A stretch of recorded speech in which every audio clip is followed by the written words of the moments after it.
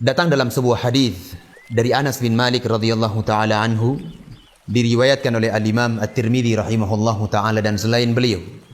Kata Anas bin Malik radhiyallahu anhu, pernah suatu hari kami duduk bersama Rasulullah sallallahu alaihi wasallam di dalam sebuah majelis ilmu.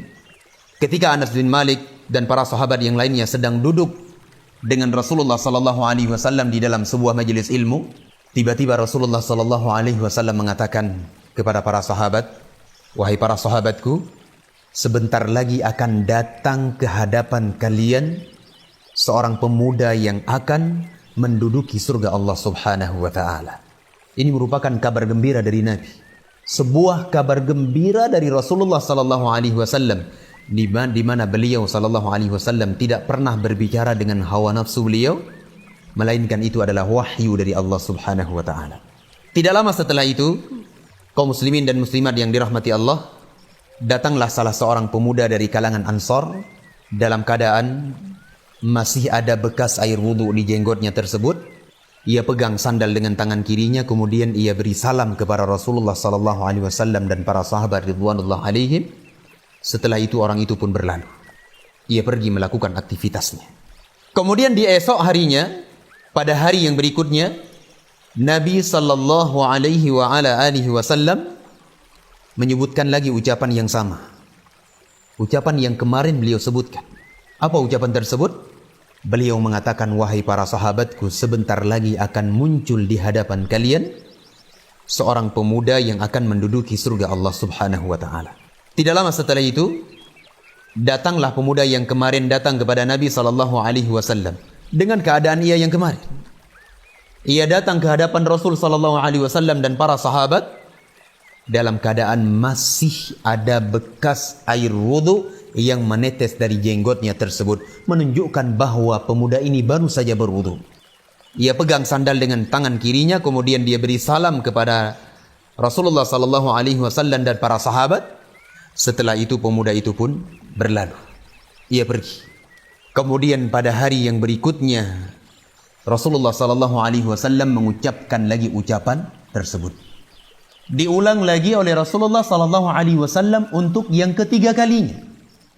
Beliau mengatakan kepada para sahabat, "Wahai para sahabatku, akan muncul sebentar lagi di hadapan kalian seorang pemuda yang akan memasuki surga Allah."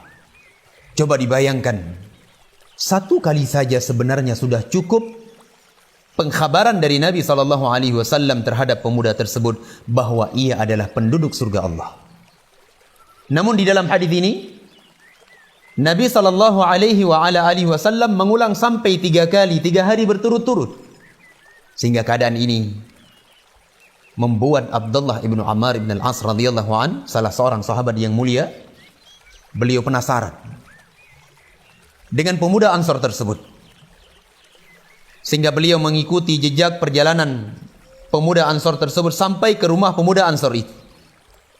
Ketika Abdullah ibnu Amr ibn al-As sampai ke rumah pemuda tersebut, beliau mengatakan kepada pemuda Ansar itu, "Wahai pemuda Ansar, sesungguhnya aku sedang ada masalah dengan ayahku, dengan orang tuaku.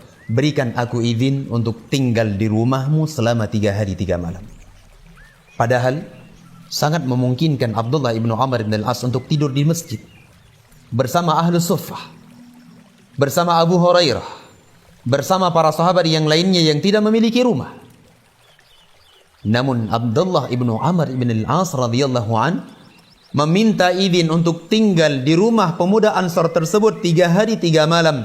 Tidak lain tujuannya kecuali beliau ingin lihat amalan apa yang dilakukan oleh orang tersebut, sehingga Rasulullah sallallahu alaihi wasallam memberi kepadanya kabar gembira surga. Kemudian pemuda Ansar tersebut mengiyakan dan membolehkan Abdullah ibnu Amr ibn al-As untuk tinggal di rumahnya 3 hari 3 malam. Lewatlah 1 hari 1 malam, 2 hari 2 malam, 3 hari 3 malam. Abdullah ibnu Amr ibn al-As radhiyallahu anhuma, beliau tidak mendapati ada amalan yang banyak yang dilakukan oleh pemuda Ansar tersebut. Amalannya sedikit, tidak banyak. Datang dalam riwayat yang lainnya disebutkan bahwa pemuda tersebut ia tidak melakukan qiyamul lail, amalan yang sangat mulia. didapati oleh Abdullah bin Amr bin Al-As, orang tersebut tidak melakukan qiyamul lail. Sehingga keadaan yang seperti ini membuat Abdullah bin Amr bin Al-As radhiyallahu anhuma bertanya kepada pemuda tersebut. Beliau mengatakan, wahai pemuda Ansor, aku duduk bersama Rasulullah sallallahu alaihi wasallam dan para sahabat yang lainnya. Aku mendengar Rasulullah sallallahu alaihi wasallam menyebutkan 3 kali 3 hari berturut-turut bahwa akan datang kepada kalian, akan muncul di hadapan kalian seorang pemuda yang akan menduduki surga Allah Subhanahu wa taala. Kemudian engkau pun datang untuk ketiga-tiga kalinya.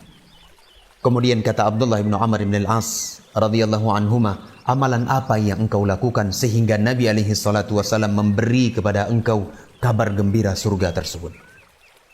Kemudian pemuda Ansar tersebut menjawab dengan tawadhu'nya.